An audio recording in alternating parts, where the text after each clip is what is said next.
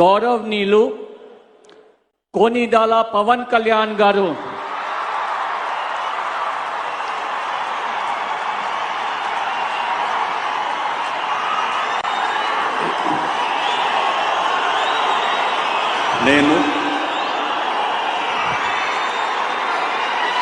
కోనిదల పవన్ కళ్యాణ్ అనే నేను